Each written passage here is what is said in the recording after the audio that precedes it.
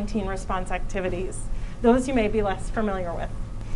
First, Dr. Henry Walk, the tireless and completely unflappable incident manager, will give us a brief update on the state of the pandemic and the CDC response.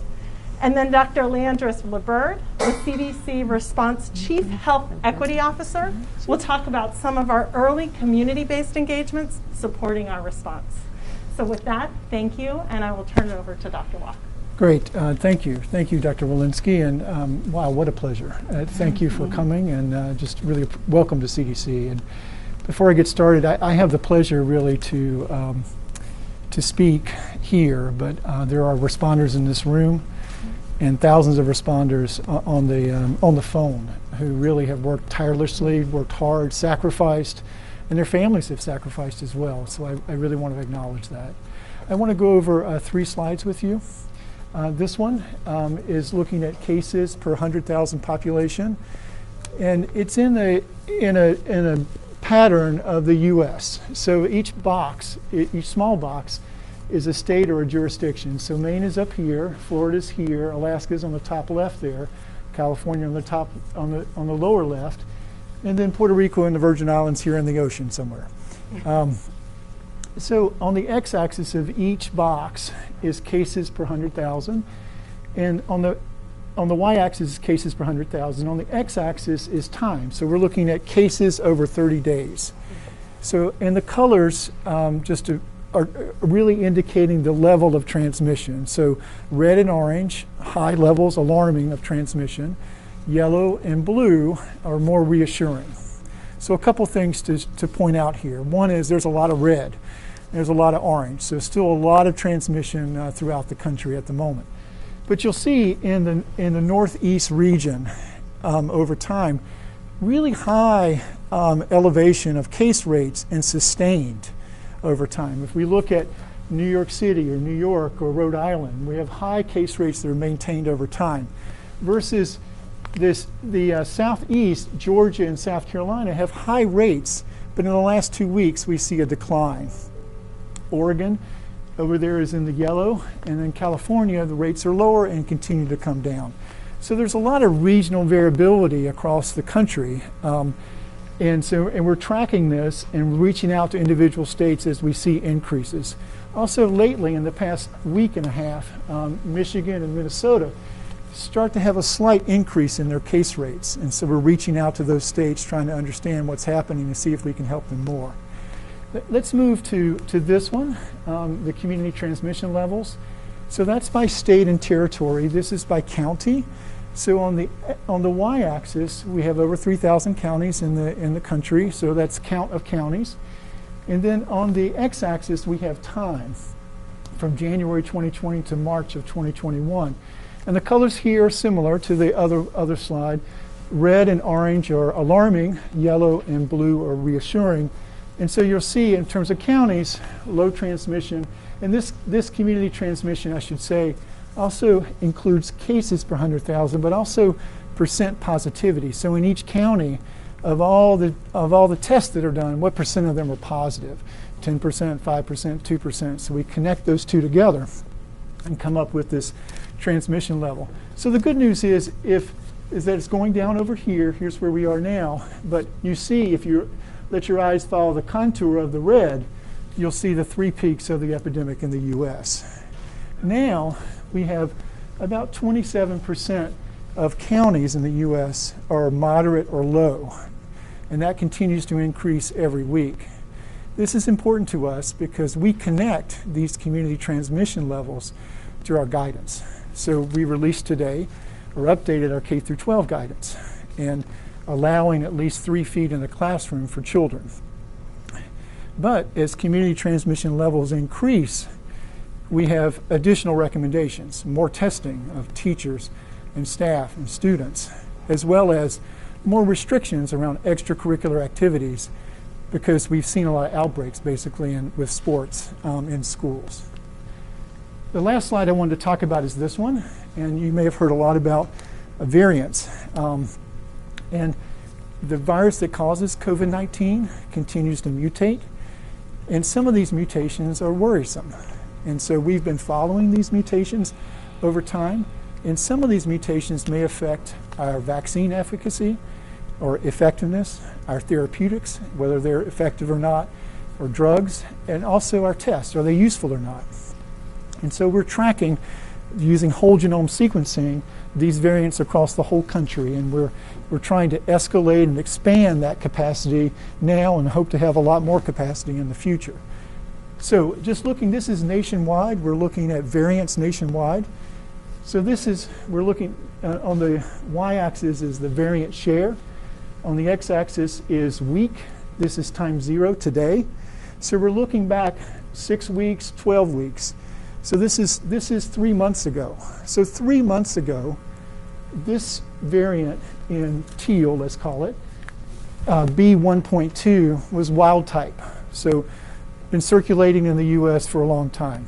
But you see it's being replaced with this variant in olive here, B117. This is the one that we're concerned about in the UK and Europe, and is more transmissible, more infectious. So we're in a race with our vaccination rates, our mitigation, continuing to mask and distance, as we get this type of emerging variant like B117. We think B117 will be the predominant variant in the US probably by the end of March of this month. Now, here in Region 2, I wanted to show you there's variability in the regions. Region 2 includes New York and New Jersey primarily. In Region 2, we see a pattern where this is wild type being replaced by B117, but here in orange, there's another variant that's emerging, B526, 1526. And why is this important?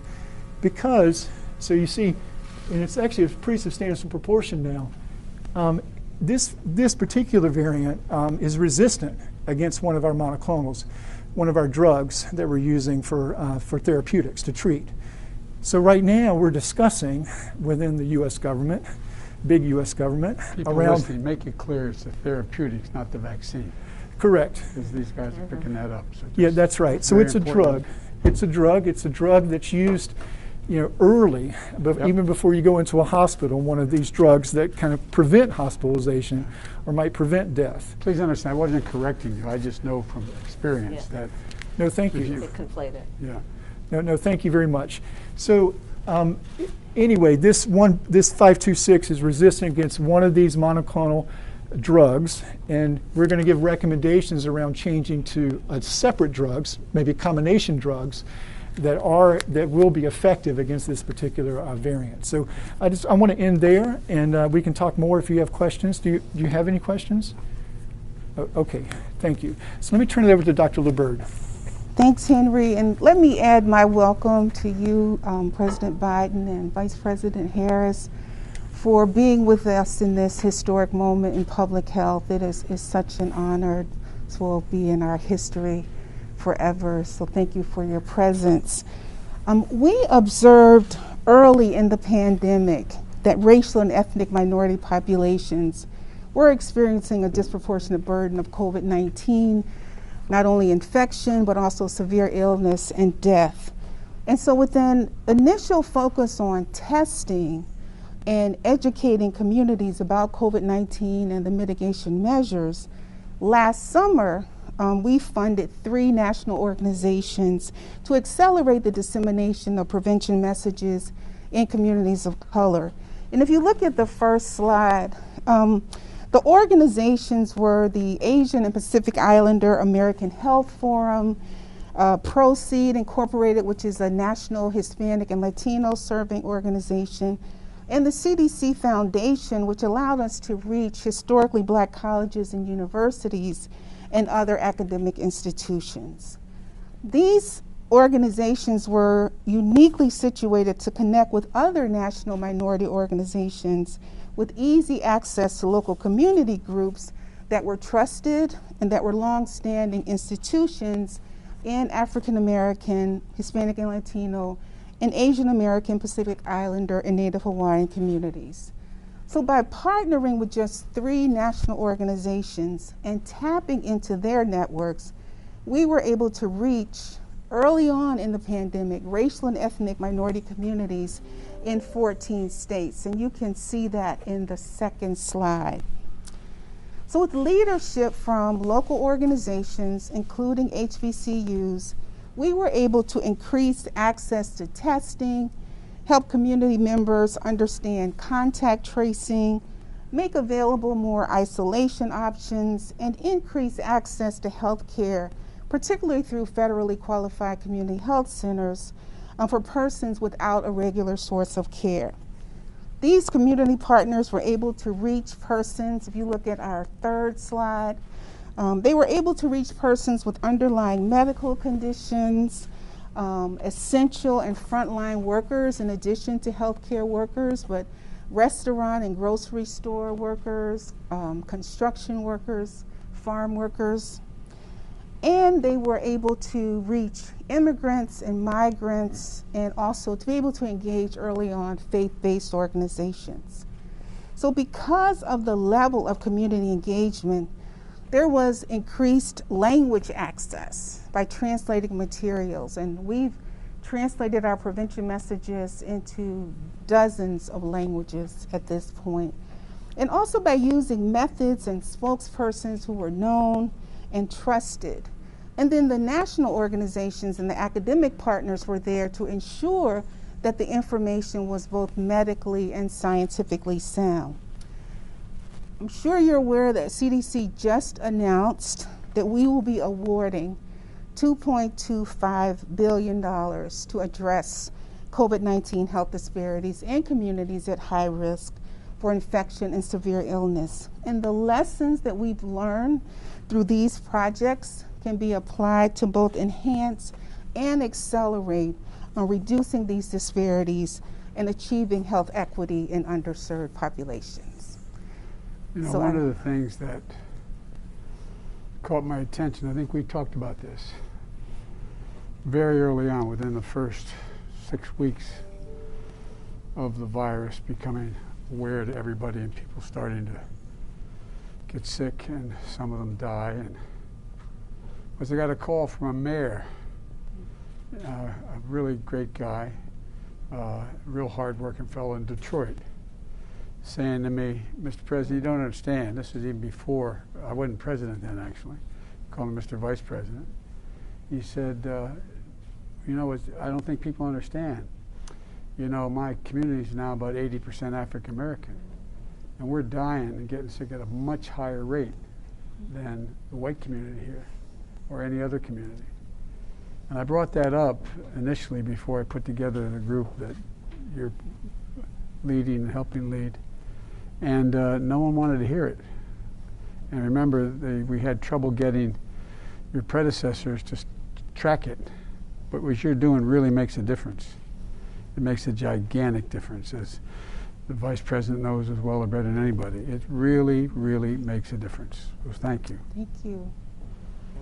Dr. Walensky? Any other questions for us? No, but why are you all standing?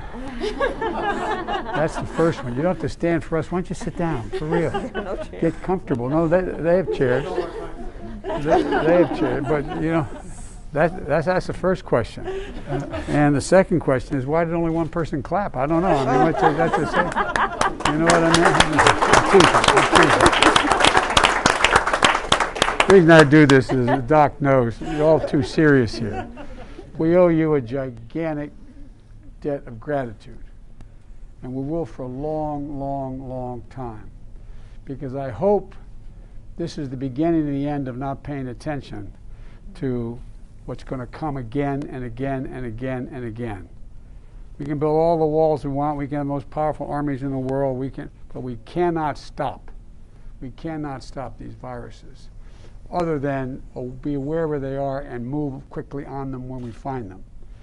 And the one thing that the reason I am so happy to have been able to, anyway, to have Doc here, is that science is back.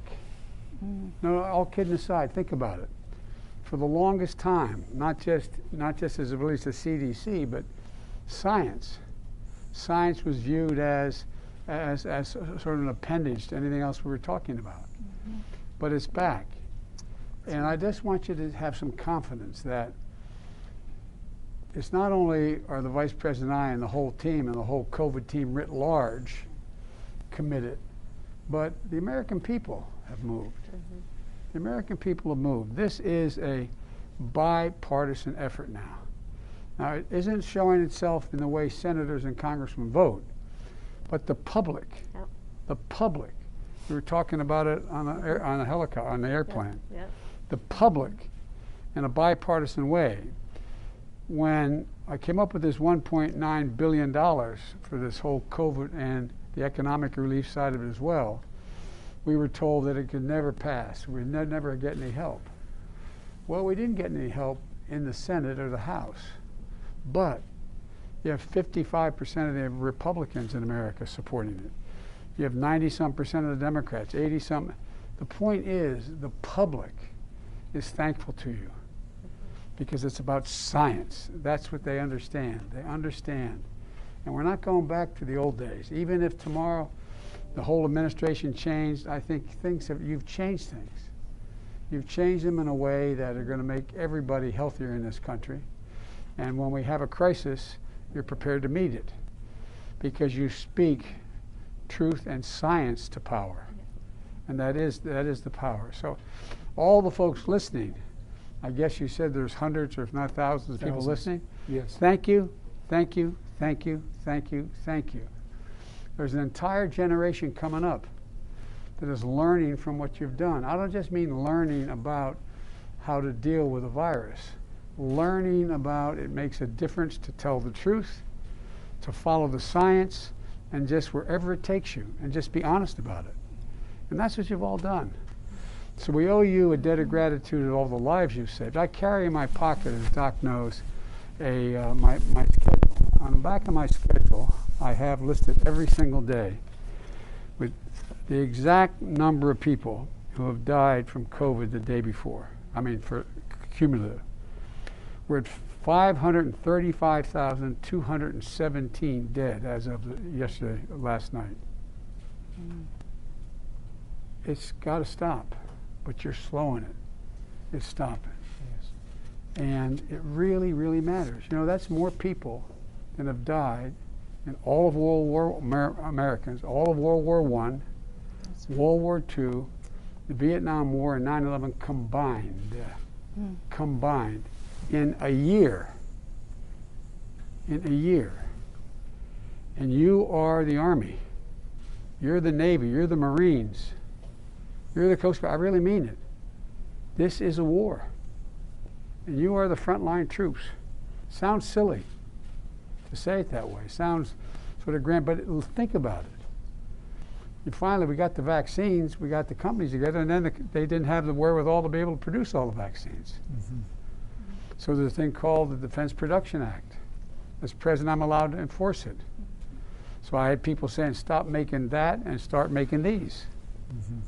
We put together, did you ever think you'd see the day, because you've all been involved in medicine, see two major drug companies cooperate for the good of the country? One come up with a drug, and the other say, well, we'll manufacture for you.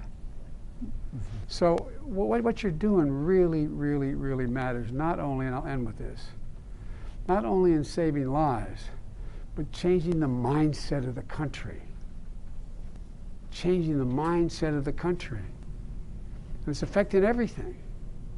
Not just affecting people's health, it's affecting their attitude. The attitude about what we can do as a country. Everybody thought that I didn't quite understand when I announced that we had over 100 million shots in less than, you remember when I said my goal was to have 100 million shots in people's arms in the first 100 days as president? And everybody said, oh, that sounds, yeah, right. Now he should have been more, why didn't they say more? You know what I mean? But here's the point. The point is that it is changing the way we look at a whole range of things. And when I announced it, everybody but the vice president wondered why. I also pointed out that we landed a rover on Mars at the same time. Because this is the United States of America, for God's sake. There is nothing we cannot do when we do it together. And that's what you're showing everybody. So I came to say thank you. I really mean it. I have a whole lot of nice notes on here about the science, but I came here to say thank you. Because you're not only you're changing the psyche of the country, you're saving lives. You're saving lives, but you're changing the psyche of the country. And this is, as I said, it's not being. I don't think we're being chauvinistic about our country, but this is. Think about it. We're the only country in the world that is, every time we've gone into a crisis, have come out stronger immediately after the crisis than when we went in before the crisis. Think about it. It's not who we are. Closing comment. I was at Xi Jinping in China. I spent more time with him, I'm told, than any world leader, because when he was vice president, I was vice president. His president and mine wanted us to get to know one another because it was clear he was going to become the president. I traveled 17,000 miles with him in China, in the United States, and in Asia generally, and met with him, I guess, they tell me 24, 25 hours alone, just me and an interpreter, and he and an interpreter. And by the way, I handed in all my notes. Minor point. But all kidding aside, he asked me, we were on the Tibetan plateau, and he said to me, can you define America for me? And I said, yeah, in one word, and I mean it, one word, possibilities. Possibilities. That's what you guys believe in, possibilities, based on science and hard data.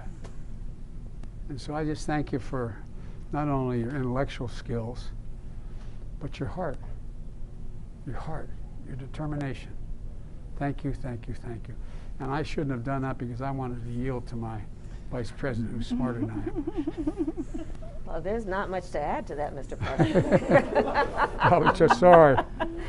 No, but I will say that I do believe that this administration, with the leadership of our president, is without any question about science. And everyone here knows before the president was president, he was dedicated to science, the moonshot. And my mother was a scientist. I grew up, the first job I had, little known fact, was cleaning pipettes in her lab. I was awful, she fired me.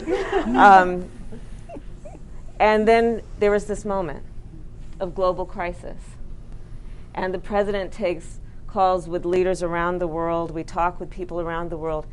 And they have named their centers of disease control after this center of disease control.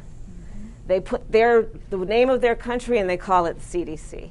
That's right. You all are a model for the world around what can be done based on a pursuit of that which will uplift and improve human condition and life. And you guys do this work around the clock.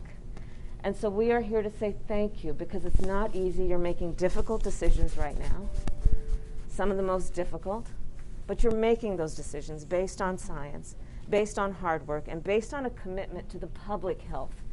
And therein lies part of the nobility of your work.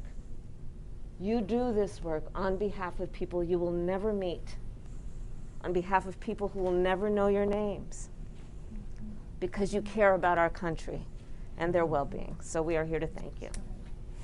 Thank you. Thank you. Thank you so very much. Thank you. Thank you for your visit. Thank you for reinvigorating us. I can promise you, as long as this team of people are here, as long as I am here, we will bake into the cake of everything we do our commitment to equity, to science, and to bring back the health to the American people.